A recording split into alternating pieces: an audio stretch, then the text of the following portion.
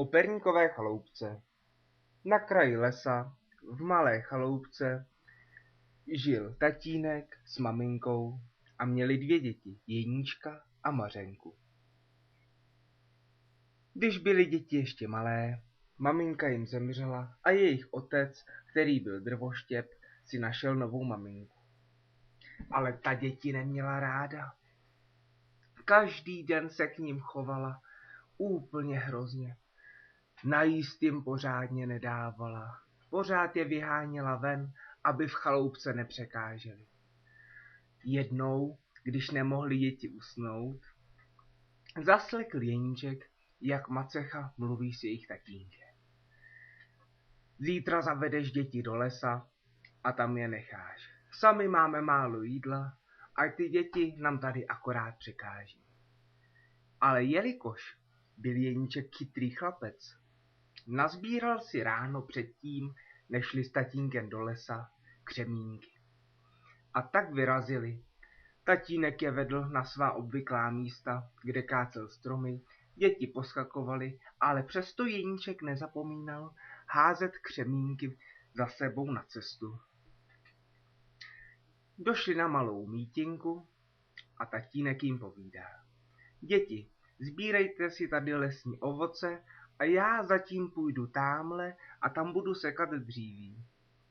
A tak děti se nic nebáli, sbírali si lesní jahůdky, ostružiny i borůvky a stále z dálky slyšeli, jak tatínek kácí stromy.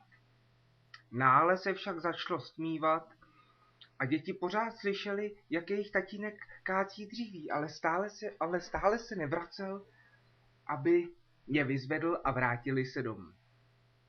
Mařenka začala brečet. Jeníčku, já se bojím. Kde máme tatínka? A tak Jeníček vzal Mařenku a vyrazili směrem, odkud se ozývaly údery sekyry. Když došli na místo, kde měl tatínek sekat dříví, našli zde jenom poleno uvázané na strom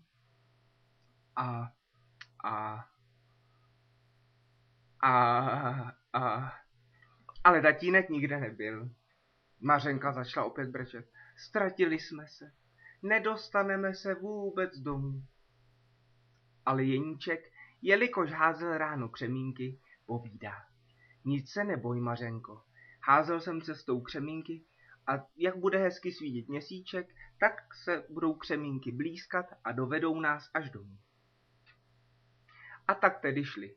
Křemínky opravdu svítily jako malá světýlka na zemi a zavedli děti přímo až domů.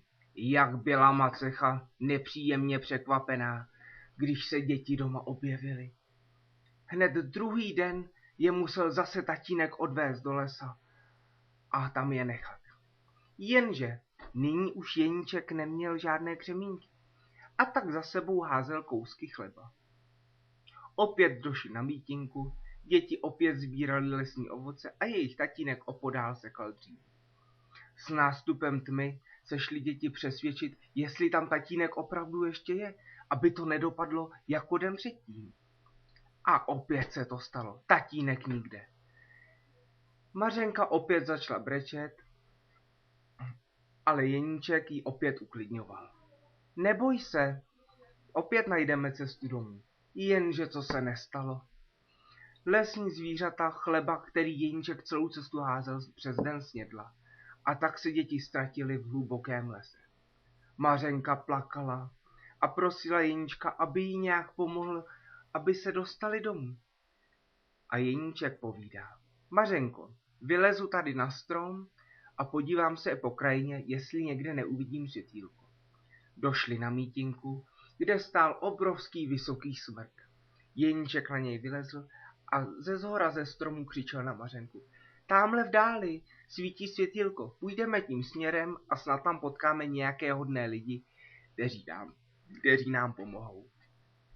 I tak vydali se směrem ke světýlku. Došli k potoku a tam za potokem na malé mítince stála krásná chaloupka a byla celá z perníku, marcipánu a ze všeho, co si jen děti dovedly představit. Jelikož děti celý den jedly jenom lesní ovoce, tak už měli hlad a vyrazili, co nejrychleji mohli k chaloupce. Vylezli na střechu, Mařenka si sedla za komín a začala okusovat marcipánový komín. Jeníček mezi tím loupal perníček přímo ze střechy. V tom se ozvalo. Otevřely se dveře a z nich vyběhla Baba Jaga.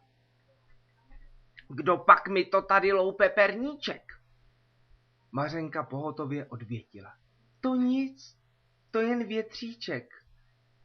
Zavřely se opět dveře a Baba Jaga zalezla. Opět děti chvíli chroupali, co tak na střeše našli a opět se ozvalo. Kdo pak mi to tady loupe perníček? To nic, to jen větříček. Jenže v tu chvíli Jeníčkovi uklousa noha a spadl bábě přímo do náručí.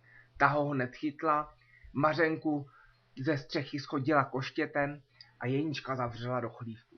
Mařenka jí musela sloužit, chodit pro vodu, přikládat do kamen, pomáhat jí v domácnosti, vařit a spousta domácích prací. Mezitím Jeníček, ten se jenom cpal samými dobrotami. Jednoho dne přišla k němu Baba Jaga. A říká, dej mi prstíček, chlapečku. Jeníček jí podal ruku a ona ho píchla do prstu, jestli už je dost tučný.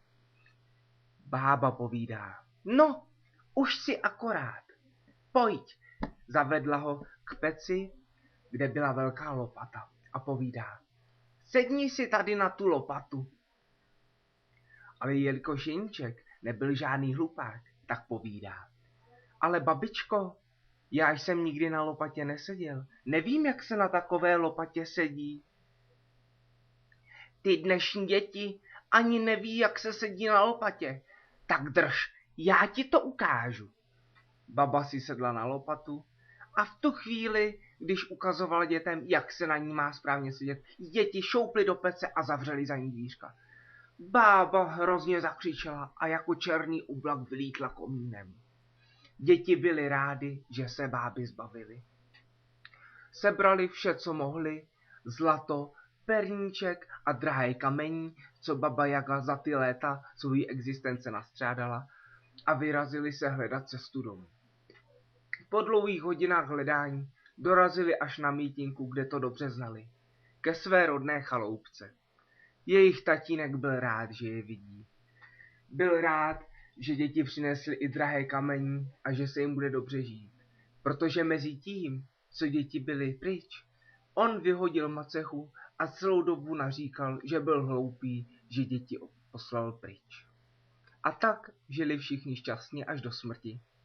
A na kopci zazvonil zvonec a pohádky je konec.